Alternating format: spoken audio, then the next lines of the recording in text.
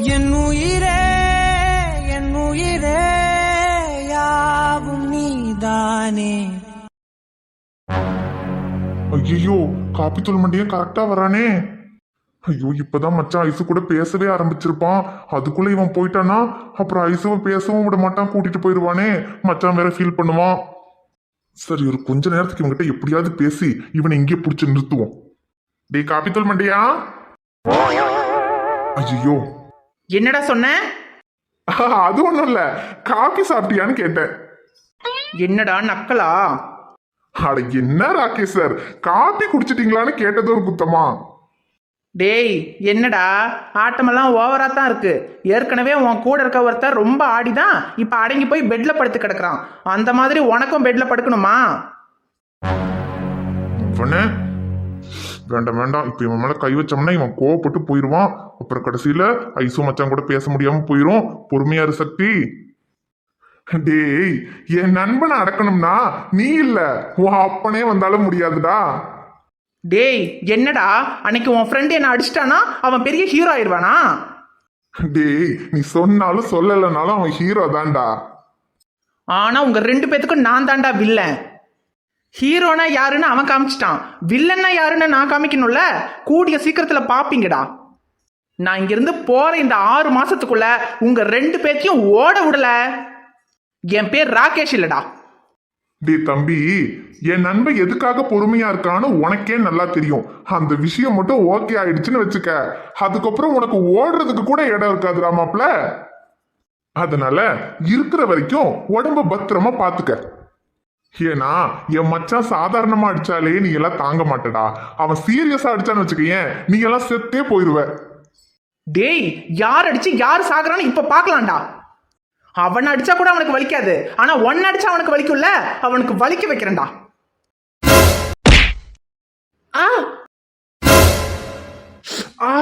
திடீர் மச்சான் பாத்துறா, ஏற்கனவே அடிபட்டு இருக்கு, நீ எதுக்குடா இங்க வந்த? டேய், யார் மேலடா கை வாங்குற? இங்கேயே வெட்டி புதைச்சிருவேன் சொல்லிட்டேன். டேய், என்ன அடிச்சா கூட ஒரு தடவை மன்னிப்பேன், ஆனா என் நண்பன் மேல மட்டும் கை வச்சேன்னு வச்சுக்க, ஒரு செகண்ட் கூட யோசிக்க மாட்டேன்டா, அடிச்சு சாவடிச்சிருவேன். டேய் என்னடா, உன் கையில ப்ராஜெக்ட் இருக்கு, என்னால உன்னை எதுவும் பண்ண முடியாதுங்கிற தைரியத்தில் தானே இப்படி பண்ணிக்கிட்டு இருக்க? டேய், ப்ராஜெக்ட் ஆகுதும் இங்க பாரு, இந்த ப்ராஜெக்ட் எல்லாம் இந்த ஹாஸ்பிட்டலுக்குள்ள மட்டும்தான். ஹாஸ்பிட்டலை விட்டு வெளியே போயிட்டா நீ யாரோ நான் யாரோ. என் கூட மோதணும்னா இந்த ஹாஸ்பிட்டலுக்கு வெளியே வச்சு மோது. உனக்கும் எனக்கும் நடக்கிற எந்த பிரச்சனையும் நான் இந்த ப்ராஜெக்ட் விஷயத்துல கொண்டே வர மாட்டேன். என்ன நடந்தாலும் இந்த ப்ராஜெக்ட் நல்லபடியா முடிக்க வேண்டியது என் பொறுப்பு. அதனால ப்ராஜெக்ட்டுக்கு ஏதாவது பிரச்சனை வந்துருமோன்னு நீ பயப்பட வேண்டிய அவசியமே கிடையாது. உன்னால என்ன பண்ண முடியுமா பண்ணா, அதை நான் பாத்துக்கிறேன். பண்றேன்டா பண்றேன். அந்த பண்ணாடிங்க மட்டும் கரெக்டா உன்னை அடிச்சு தூக்கி இருந்தாங்கன்னா இந்நேரத்துக்கு நீ என் முன்னாடி நின்று இப்படி பேசிட்டு கூட இருந்திருக்க மாட்டடா. இப்ப கூட ஒன்னும் கெட்டு போலடா. ஐஷுக்கும் எனக்கும் கல்யாணம் ஆகிறத பார்த்துட்டு அதுக்கப்புறமா உன்னை பரலோகத்துக்கு அனுப்புறேன்டா. ஆனா ஒண்ணு, மோதுறதா இருந்தா என் கிட்ட மட்டும் மோது. என் மேல இருக்கிற கோபத்துல என் நண்பன் மேல கை வச்ச அடிச்சு காலி பண்ணிடுவேன் சொல்லிட்டேன். என்னை நானே பார்த்துக்கொள்ள கிடைத்தாயே நீயும் இங்கே, அதனாலே தானோ உன்மேல் தனி பாசம். டி சக்தி, அவன் உன்னை பார்த்து கை வாங்குறான், ஓங்குற கைய உடைக்காம நின்னு பேசிக்கிட்டு இருக்க. டே அதுலடா மச்சான், ஐசு அவன் கூட பேசிக்கிட்டு இருந்தால, அதான் இவன் உள்ள வந்தா ஐசுவை கூட்டிட்டு போயிருவான், நீ அவன் கூட பேச முடியாதேன்னு தாண்டா அவன்கிட்ட கொஞ்சம் பேச்சு கொடுத்து நின்னுட்டு இருந்தேன். டே அதுக்குன்னு அவன் உன்னை அடிச்சா வாங்கிட்டு சும்மா இருப்பியா? டேய், உனக்காக உயிரையும் கொடுப்பேன்டா, அடி வாங்க மாட்டேனா? உனக்குள்ளே என்னை நீயும் அடை காக்கும் அன்பை பார்த்து வருங்கால நட்பும் கூட நம்மை பேசும். சிவனும் சக்தியும் சேர்ந்தா மாசுடா, எதுக்கு நின்னா எவனும் தூசுடா. டே டாக்டர், திரும்பவும் என் மேல கை வச்சிட்டல, உனக்கு இருக்குடா.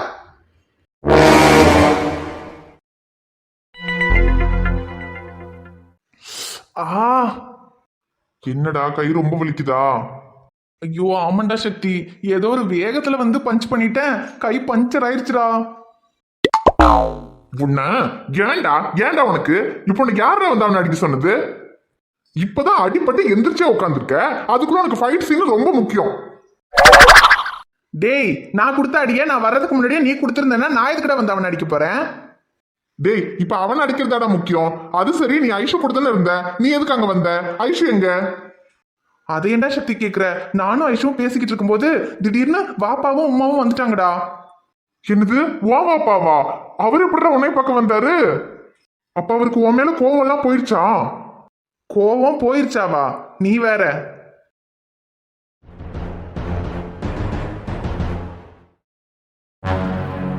பாத்தியா பத்தி என்னை இங்க கூட்டிட்டு வரும்போது என்ன சொல்லி கூட்டிட்டு வந்த? நம்ம பிள்ளைக்கும் அந்த பொண்ணுக்கும் எந்த சம்பந்தமும் இல்ல. நம்ம பிள்ளை இப்ப நம்ம பிள்ளையா மட்டும்தான் இருக்கான். அவனை எதுக்கு தனியா கஷ்டப்படுத்துறீங்க? அடிபட்டு வேற கிடக்குறான். வாங்க போய் பாப்போம், வீட்டோட சேர்த்துக்கோன்னு கூட்டிட்டு வந்த. இப்போ உன் புள்ள இருக்கிற லட்சணத்தை பாத்தியா? ஐயோ அல்லா, இத்தனை நாள் இல்லாம இப்பதான் அவ ஏதோ என் மேல கொஞ்சம் அக்கறையா இருக்கிற மாதிரி என் பக்கத்துல வர்றதுக்கே ஆரம்பிச்சிருக்கா. அதுக்குள்ளேயா இவர் கண்ணில் படணும்? என்னமோ சொன்னீங்க பாத்தி, ஹிந்து பொண்ணை கல்யாணம் பண்ணியிருந்தாலும் அவ என்ன ஹிந்துவாவே மாறிட்டானா? இல்ல தானே, நம்ம பிள்ளை இன்னும் முஸ்லீமா தானே இருக்கான்னு சொன்னேன். இப்ப பாரு, அவ என்ன முஸ்லீமாவா இருக்கான்? அவன் நெத்திய பாரு, அழிச்சுட்டா. அவன் பண்ணதெல்லாம் ஒண்ணும் இல்லைனாயிருமா? யாருக்காக நடிக்கிறான்? என்கிட்ட நடிச்சு என்ன வேணா ஏமாத்தலாம், ஆனா அந்த படைச்சவனை ஏமாத்த முடியாது. மா, நான் யாருக்காகவும் நடிக்கல. நடிக்க வேண்டிய அவசியமும் எனக்கு இல்ல. என்னை கல்யாணம் பண்ணதுக்கு அப்புறம் ஐஷுவியை எனக்காக மதம் மாறக்கூடாதுன்னு சொன்னவனா, நான் நிச்சயமா அந்த தப்பை பண்ண மாட்டேன். ஏன்னா அவங்க நம்பிக்கைங்கிறது மதத்துல இல்ல, மனசுல தான் இருக்கு. யாருக்காகவும் எதுக்காகவும் என்ன நான் மாத்திக்க மாட்டேன். அது அவருக்கே நல்லா தெரியும். தெரிஞ்சிருந்தும் எதுக்காக இப்படிலாம் பேசிட்டு இருக்காருன்னு தான் தெரியல. ஐயோ இக்கா, இப்ப அவன் கூட சண்டை போடுறதுக்காகவா இங்க வந்தீங்க? அவன் அடிபட்டு இருக்கான், அவன் எப்படி இருக்கான்னு பாக்குறதுக்கு தானே வந்தோம். இப்ப ஷமீர், என்னப்பா அது? வண்டி ஓட்டும் போது பார்த்து ஓட்டக்கூடாதா? எப்படி அடிபட்டு இருக்கு? இல்லம்மா, எனக்கு ஒன்றும் இல்லை. அடியெல்லாம் ஒன்றும் பெருசா இல்லை. நீங்க ஒன்றும் கவலைப்படாதீங்க. என்னடா இது, தலையில இவ்வளவு பெரிய கட்டு போட்டிருக்கு, ஒன்னும் இல்லைங்கிற? சரி சரி, என்ன ஏதுன்னு பார்த்துட்டு நம்ம இன்னைக்கே வீட்டுக்கு போவோம்.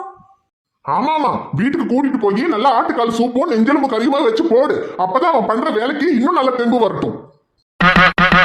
நீ சொன்னது கேட்டு அவன் ஒழுங்கால இருக்கான்னு நினைச்சிட்டு தான் வீட்டுக்கு கூப்பிடலான்ட்டு வந்தேன். ஆனா இங்க வந்து பார்த்ததுக்கு அப்புறம் தானே தெரியுது இன்னும் அந்த பொண்ணோட தானே இருக்கான். இதுக்கு மேல அவனை வீட்டுல சேர்த்துக்க வேணே கனவுல கூட நினைக்காத பாத்தி. இக்கா, என்ன இக்கா இப்படி சொல்றீங்க? வீட்ல இருந்து என் பிள்ளைய வீட்ல சேர்த்துக்கிறேன்னு சொல்லி தானே கூட்டிட்டு வந்தீங்க. இப்போ இங்க வந்துட்டு அவனை வீட்டுக்கு கூட்டிட்டு போக முடியாதுன்னு சொல்றீங்க. என் பிள்ளை இல்லாம நான் வர மாட்டேன். வரலன்னா உன் பிள்ளையோட இங்கே இரு, நான் போறேன். இக்கா, ஷமீர், என்னப்பா இதெல்லாம்? அந்த பொண்ணு தான் உன்னை விட்டு போயிட்டாளே, நீ தனியா தானே குழந்தைய பார்த்துட்டு இருந்த. அப்புறம் அவ திரும்ப எப்படி வந்தா? அவ திரும்பவும் உன்னோடயே வந்து சேர்ந்துட்டாளப்பா? ஐயோம்மா, அவ என் கூடலாம் ஒன்றும் வந்து சேரலம்மா. அது மட்டும் இல்லாம என்னை கல்யாணம் பண்ணது, என் கூட வாழ்ந்தது, எங்களுக்கு குழந்தை பிறந்தது எதுவுமே அவளுக்கு ஞாபகத்துக்கு இல்லம்மா. அவ எல்லாத்தையும் மறந்துட்டா. அப்புறம் இப்போ அவ ஒரு ப்ராஜெக்ட் விஷயமா தான் நம்ம ஹாஸ்பிட்டலுக்கு வந்திருக்கா. அந்த ப்ராஜெக்டுக்காக தான் இப்போ இங்க இருக்கா. இப்ப கூட நான் அவளுக்கு கிளாஸ் எடுக்கிற ப்ரொஃபஸருங்கிற முறையில தான் அவ என்கிட்ட பேசிக்கிட்டு இருக்கா. மற்றபடி அவளுக்கு எதுவுமே ஞாபகத்துக்கு இல்லம்மா. 6 மாசத்துல இந்த ப்ராஜெக்ட் முடிஞ்சிருச்சுன்னா அவ திரும்பவும் துபாய்க்கு கிளம்பி போயிடுவா. மற்றபடி நீங்க நினைக்கிற மாதிரி எல்லாம் ஐஷு என் கூட எல்லாம் வந்து இன்னும் சேரலம்மா. கதை ரொம்ப நல்லா இருக்கு. ஒண்ணு பண்ண சொல்லு, உன் பிள்ளைய டாக்டர் வேலையை விட்டுட்டு எங்கேயாவது படத்துக்கு ஸ்கிரிப்ட் எழுதுற வேலைக்கு போக சொல்லு. அவளை காதலிச்சு கல்யாணம் பண்ணி வீட்டுக்கு கூட்டிட்டு வந்து நம்மளுக்கு ஏமாத்தி வீட்லயே வச்சிருந்து என்னெல்லாம் ஃப்ராட் பண்ணான், அதெல்லாம் என்ன மறந்துட்டேன்னு நினைக்கிறானா? இப்போ இவனை கல்யாணம் பண்ணிக்கிட்டது, குழந்தை பிறந்தது எல்லாத்தையும் மறந்துட்டு அவ திரும்பவும் நம்ம ஆஸ்பத்திரிக்கே வந்திருக்காளாம். இவரும் எதையும் கண்டுக்காம அவ பாட்டுக்கு ப்ராஜெக்ட் பண்ணிட்டு போவான்ட்டு சும்மா இருக்காராம். இதை நாங்க நம்பணுமாமா? நான் உண்மைதாம்மா சொல்றேன். ஐஷுக்கு எதுவுமே ஞாபகத்துல இல்ல. ஐஷுக்கும் வேற ஒருத்தருக்கும் நிச்சயம் ஆயிடுச்சு. அவரும் ஐஷுவும் சேர்ந்து தான் இங்க நம்ம ஹாஸ்பிட்டலுக்கு ப்ராஜெக்ட் பண்ணவே வந்திருக்காங்க. இக்கா, அவன் தான் இவ்வளவு தூரம் சொல்றான்ல, அந்த பொண்ணுக்கும் இவனுக்கும் இப்ப எந்த சம்பந்தமும் இல்லைன்னு. இதுக்கு மேலேயுமா உங்களுக்கு என் புள்ள மேல நம்பிக்கை வரல? அவ பாட்டுக்கு ப்ராஜெக்ட் முடிஞ்சது கிளம்பி போக போறான். என் புள்ள இப்பவும் தனியா தான் கஷ்டப்பட்டுக்கிட்டு இருக்கான். என் புள்ளைய நம்ம வீட்டோட சேர்த்துக்குவோம் இக்கா. இங்க பாரு பாத்தி, அவளை பத்தின நினைப்ப குழி தோண்டி புதைச்சிட்டு அவ மட்டும் வர்றதா இருந்தா வீட்டுக்கு வர சொல்லு. மா, என் குழந்தைய விட்டு என்னால வர முடியாதுமா. கூட்டிட்டு வர சொல்லு பாத்தி.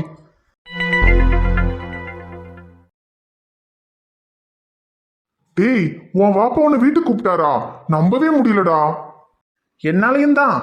அந்த ஆள் பேசின பேச்சுக்கு நான் அந்த வீட்டு வாசப்படியை கூட மிதிச்சிருக்க மாட்டேன். அப்புறமும் அம்மாவை நினைச்சுதாண்டா ரொம்ப கஷ்டமா இருக்கு. இந்த 1 வருஷத்துலயே அவங்க என்ன பிரிஞ்சு எவ்வளவு கஷ்டப்பட்டிருக்காங்கன்னு எனக்கு தெரியும்டா. எப்பவுமே அழுதுகிட்டே தான் இருப்பாங்கன்னு சாரா சொல்லுவா. அதான்டா, வாப்பாவோட பிரச்சனை நான் ஐஷுவோட சேர்றது தான். இப்போ எப்படி இருந்தாலும் ஐஷு என்னோட வந்து சேரல. அவளுக்கு எதுவுமே ஞாபகத்துக்கு வரல. அவளுக்கு ஞாபகத்துக்கு வந்துச்சுன்னா அதுக்கப்புறம் என் ஐஷுவை நான் யாருக்காகவும் விட்டு கொடுக்க மாட்டேன். ஆனா அது வரைக்கும் பாவம் அம்மாவை ஏன்டா கஷ்டப்படுத்தணும்? அது வரைக்குமாவது அவங்க கூட இருந்தா அவங்களாவது சந்தோஷமா இருப்பாங்கல்ல. அப்புறம் நான் அந்த வீட்டுக்குள்ள போயிட்டேன்னா ரியாவை வச்சு எப்படியாவது வாப்பாவோட மனசை மாத்திரலான்னு ஒரு சின்ன நம்பிக்கை இருக்குடா. யாரு உன் பாப்பாவா? மாறிடுவாரு. நடக்க வாய்ப்பில்லைன்னு தெரியும், இருந்தாலும் முயற்சி பண்ணி பார்ப்போம். ஹலோ டாடி, இந்த ப்ராஜெக்ட் முடிஞ்சதும் ஐஷுக்கும் எனக்கும் கல்யாணம் பண்ணி வைக்கிறதா சொன்னீங்கல்ல, அந்த கல்யாணம் அங்கே துபாயில் நடக்கக்கூடாது, இங்கே இந்தியாவில் தான் நடக்கணும். டி ராகேஷ், என்னடா சொல்ற? நம்ம ஃபேமிலி, ஐஷோட ஃபேமிலி எல்லாருமே துபாயில தான் இருக்கோம். அப்புறம் எதுக்குடா இந்தியாவில் கல்யாணம் பண்ணணும்? ஐயோ டாடி, எனக்கும் ஐஷுக்கும் கல்யாணம் நடக்கும்போது ஃபேமிலியில் உள்ளவங்க யாரும் வந்தாலும் வரலனாலும் எனக்கு அதை பற்றி கவலை இல்லை. ஆனால் இங்கே இந்த டாக்டர் முன்னாடி தான் எனக்கும் ஐஷுக்கும் கல்யாணம் நடக்கணும். நான் ஐஷு கழுத்தில் தாலி கட்டுறத அந்த டாக்டர் பார்க்கணும். ஒரு தடவை இல்லை டாடி, 2 தடவை அவன் என் மேலே கை வச்சுட்டான். அதுக்கு நான் அவனுக்கு கொடுக்குற பெரிய தண்டனையே நான் ஐஷு கழுத்தில் தாலி கட்டுறத அவன் பார்க்கறது தான். அவன் பொண்டாட்டி கழுத்தில் நான் தாலி கட்டுறத அவன் பார்த்து சாகணும் டாடி. டேய், அவன் உன் மேல கை வச்சானா திரும்ப வரும்போது அவனுக்கு இல்லாம காலி பண்ணிட்டு வந்துடலாம். அதுவாடா பெரிய விஷயம். அதுக்கு போய் இந்தியாவில் கல்யாணம் வைக்கணும்னு சொல்லிக்கிட்டு இருக்க? ஐயோ டாடி, இப்போ அவனை காலி பண்றதெல்லாம் எனக்கு முக்கியம் இல்லை.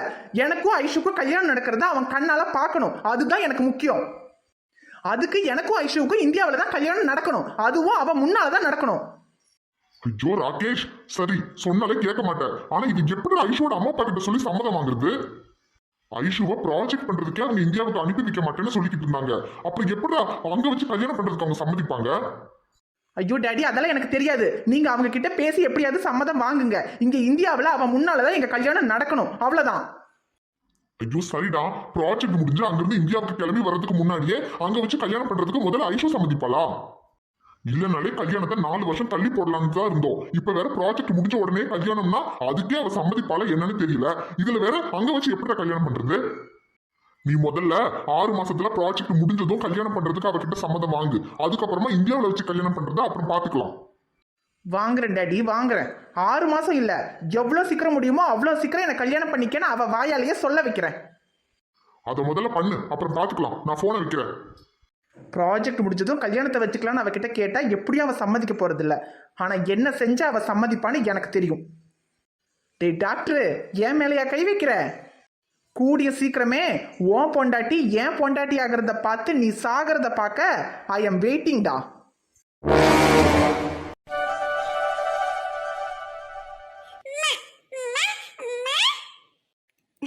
ரியா குட்டி, அன்னைக்கு மட்டும் எனக்கு ஆக்சிடென்ட் ஆகி நான் பழசையெல்லாம் மறக்காம இருந்திருந்தா இந்நேரத்துக்கு ஷமீருக்கும் எனக்கும் இதே மாதிரி ஒரு குட்டி பாப்பா இருந்திருக்கும்.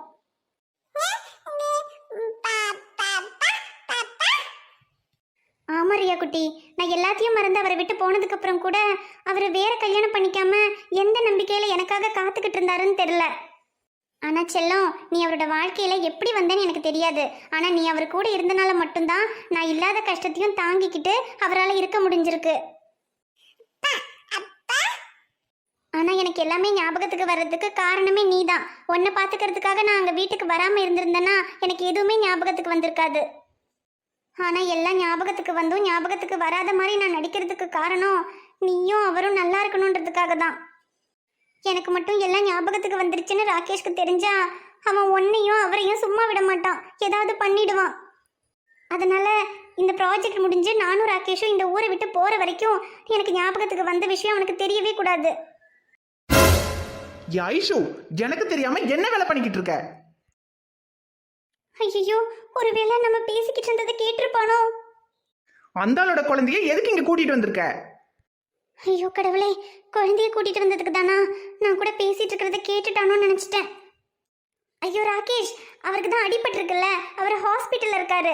குழந்தை பாவம் பசியில அழுதுகிட்டே இருந்தா, அதனாலதான் சாப்பிட ஏதாவது கொடுத்துட்டு கூட்டிட்டு போலான்னு கூட்டிட்டு வந்தேன். இங்க பாரு ஐஷு, உங்ககிட்ட நான் ஏற்கனவே நிறைய தடவை சொல்லியிருக்கேன், அந்த ஆள் விஷயத்திலையும் இந்த குழந்தை விஷயத்திலையும் ஓவரா நீ அட்வான்டேஜ் எடுத்துக்கிட்டு இருக்கேன்னு. அந்த ஆளோட குழந்தை பசியில அழுதா உனக்கு என்ன வந்தது? முதல்ல இந்த குழந்தைய கூட்டிட்டு போய் அங்க விட்டுட்டு வா. ஐயோ ராகேஷ், நான் விட்டுடுறேன். ஆனா பாவம் அவ பசியில இருக்கா, ஏதாவது சாப்பிட கொடுத்துட்டு அதுக்கப்புறமா கொண்டு போய் விட்டுடுறேன். ஒன்னும் தேவையில்லை ஐஷோ, அவன் குழந்தை பசியில இருந்தா உனக்கு என்னத்துக்கு வலிக்குது? இப்ப இந்த குழந்தைய நீ கொண்டு போய் விட்டுறியா இல்ல நான் கொண்டு போய் விட்டுட்டு வரவா? ஐயோ ராகேஷ், குழந்தை பாவம் ராகேஷ். நீ இப்படி எல்லாம் சொன்னா கேட்க மாட்ட. ஏய் வா இங்க.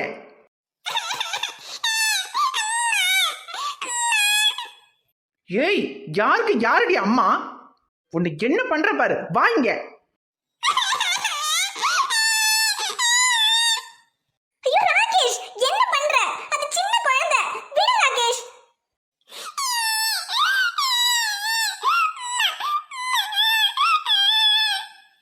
ஏய் வான்னு சொல்றேன்ல.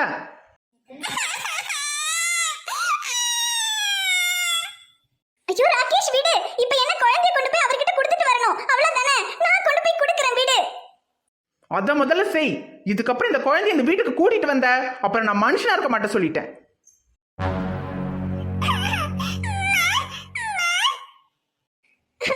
இதுக்காக தான் எல்லாம் ஞாபகத்துக்கு வந்தும் கூட ஞாபகத்துக்கு வராத மாதிரி நடிச்சுக்கிட்டு இருக்கேன். இந்த ராகேஷ் ஒரு மிருகம். இவன் கிட்ட இருந்து உன்னையும் அவரையும் காப்பாத்துறதுக்கு எனக்கு வேற என்ன பண்ணணும்னு தெரியல. நான் ஷமீரோட ஒண்ணு சேரலனாலும் பரவாயில்ல, எனக்கு நீங்க 2 பேரும் நல்லா இருந்தா அதுவே போதும்.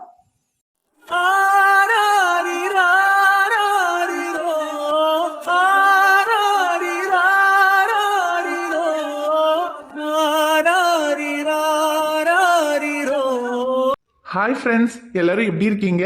நிச்சயமா நலமா இருப்பீங்கன்னு நம்புறோம். இந்த வீடியோ பிடிச்சிருந்தா மறக்காம வீடியோவுக்கு ஒரு லைக் போடுங்க. வீடியோவை உங்க ஃப்ரெண்ட்ஸுக்கும் ஃபேமிலிக்கும் ஷேர் பண்ணுங்க. வீடியோவை பத்தின கருத்து எதுவா இருந்தாலும் மறக்காம கமெண்ட்ல சொல்லுங்க. சேனலை இன்னும் நீங்க சப்ஸ்கிரைப் பண்ணாம பாத்துக்கிட்டு இருந்தீங்கன்னா மறக்காம சப்ஸ்கிரைப் பண்ணிட்டு பாருங்க. நாங்க உங்களை நாளைக்கு பார்க்க வரோம். Bye friends. பை.